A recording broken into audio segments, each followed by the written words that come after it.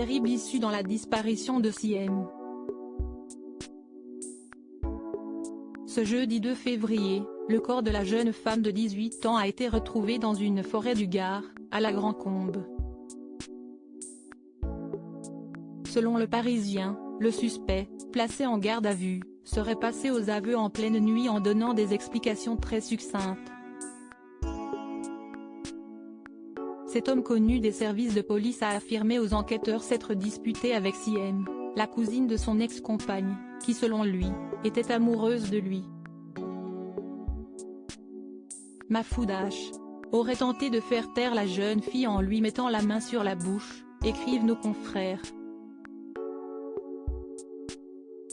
Une autopsie sera pratiquée sur le corps de Siem pour confirmer qu'elle est bien morte après avoir été étouffée. Selon Midi Libre, il aurait indiqué aux enquêteurs où se trouvait le corps de la jeune femme. Depuis le 26 janvier dernier, la jeune femme de 18 ans était introuvable après avoir quitté le domicile de sa grand-mère. Mercredi 1er février, un suspect a été arrêté par la police. Âgé de 39 ans, Mahfoud H. a déjà été condamné à 13 reprises par la justice pour vol aggravé. En 2015, il avait été condamné à 12 ans de prison, avec 2 autres complices, pour une série de vols en bande organisée et de braquages à main armée dans la région d'Alès en 2012, selon nos confrères. Le suspect dans la mort de Siem devait comparaître le 1er février devant la cour d'assises du Gard pour une affaire de séquestration à domicile remontant à 2011. D'après Le Parisien, le suspect et Siem étaient cousins par alliance et entretenaient une relation amicale ambiguë.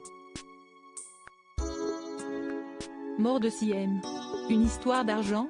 L'adolescente se serait éprise de ce garçon âgé de 20 ans de plus qu'elle, au point de sortir le soir régulièrement avec lui, précise le quotidien. Elle était souvent en contact avec lui mais ce n'était pas du tout malsain ou bizarre. C'était vraiment simple, expliquaient les amis de Siem auprès de BFM TV. Dans le village, tout le monde se connaît.